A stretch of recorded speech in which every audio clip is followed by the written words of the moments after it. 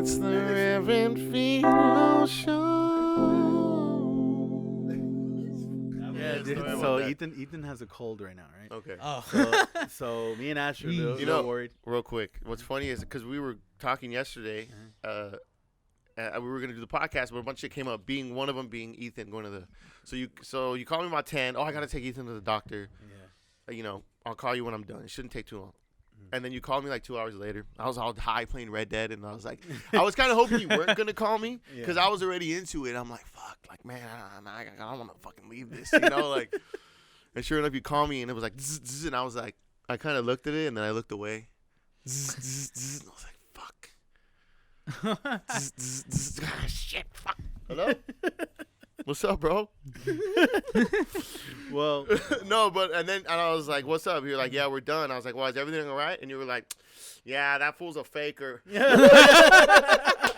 Ethan's a faker, dude. Well, and then I heard Ethan in the back. No, I'm not. Well, here's what happened. He gets sick, and he has a little trouble breathing at night. So Ash was like, I don't know, maybe we should keep him home from school. I said, all right, but we're going to have to take him to the doctor because they're going to want a note. And I already had let him miss school last week because I was going to work all weekend. And I was like, fuck it, let me spend one day with him. Yeah. So I told him I'm going to take him to the doctor. So I check his temperature. His temperature's fine. And then I tell him, you know what? Maybe I should let the school send you home. He's like, no, Dad, I don't feel good. And I was like, all right, let's go to the doctor. So we go to the doctor. Yeah. Now, the coronavirus, since it's been all over China, people have been on vacation and they're coming back from the Lunar New Year. So some people came back to California and they landed them at the military base in Riverside. You have to realize too, Monterey Park and San Gabriel Valley. Yes. There's a heavy Asian population, right? Yeah. A lot of density. That being said, there was also not just people coming back from China, but people from China. The vacation, they'll come here. Yeah. And like it, because it's sort of, like Chris Rock said in Rush Hour, just like home. Like home, right?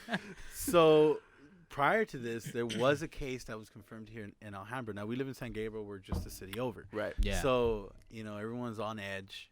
This is all in California for our, anyone who doesn't live in California that listen to us, which I imagine is no one. So I take Ethan to the doctor. We go down. There's people in masks. There's people, coughing, and so now knowing what's going on in current events, I'm thinking to myself, holy shit! Like I start so to feel well read. I'm starting to feel like you start to feel these baby symptoms. Yeah, dude. And I'm telling you, get the fuck away from people. And then what's funny is like, don't you start doing that, right? But don't you also didn't you feel a little racist? Yeah. Oh, dude. Oh my god. Like man, I'm giving in to this stereotype. The internet did not hold back any punches for the whole thing. Dude, and I'm like out of fear, getting angry with Ethan and time. Don't touch that! Don't fucking touch that!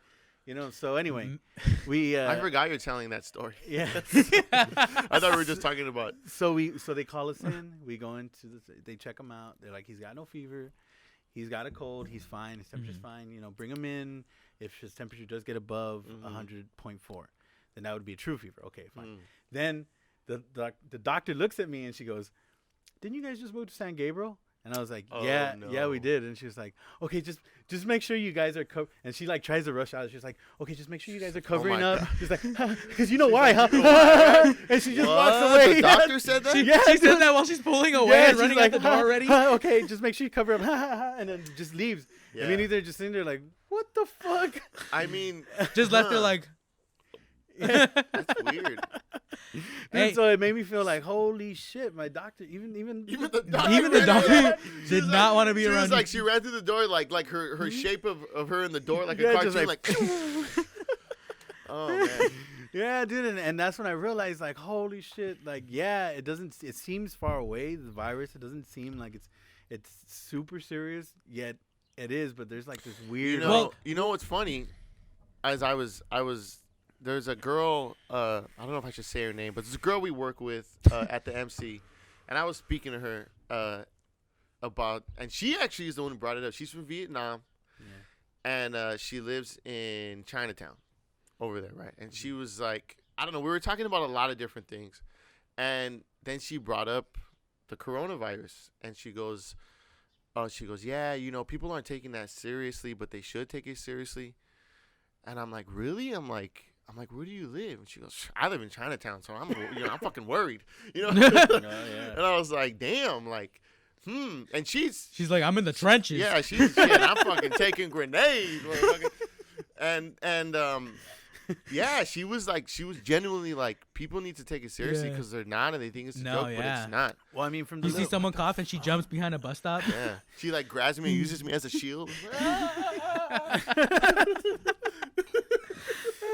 But look, I'll tell you something right now, and you know what? It's going back to like, you think it's far away. I work at the airport. I work at LAX. Ooh, so right now, you're on the front lines, bro. You know what? The crazy thing is that right now everyone has all these. There's actually a big market right now for design face masks. I kid you not. Yeah, like I kid you not. My parents run the. I think I told you this. They run the Safety Vibe. The Safety Vibe PPE, personal protective equipment.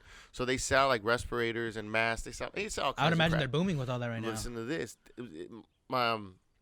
The masks they have, the like surgical masks. Yeah. Those don't do shit. No, yeah. So my mom had these masks, and they're just have this little padding in them, but they're called antiviral masks. And she said that they had a pallet of them, and they put them on Amazon for like, I don't know how much, but they put it on Amazon. The whole pallet sold out in 30 minutes. Well, I mean, you 30 should minutes. probably ask your parents to stash them away for you guys. Yeah, and maybe for the Reverend Philo maybe show, send you maybe bring a couple pallets this way. They do work right there, like on the border of Mr. and Monterey Mrs. Park Don, if you're listening, Reverend Philo show would surely appreciate the We're pack. trying to survive. Reverend Philo, post-apocalypse. We're still trying to do the show when the world ends. Honestly, my parents like the warehouse that they have. It's a small little warehouse, but it would be a good, perfect stronghold. You know what I'm saying? Yeah. Just to fight it all off. All we gotta do is they have a refrigerator. So all we gotta do is stock. They got a restroom. We tell Zao will be the military general. Yeah. We'll be the. I ain't inviting. Maybe Daniel Zhao is the guy to have on your side. Hell yeah, he can cook. Oh yeah, absolutely, absolutely. He would be the first person I'd call. He's Here's my question: Are we now treating this like it's 28 days later? I'm just saying we're gonna hold up in there. I'm just saying it's serious. It's not very, that serious. No, but it could get serious. So,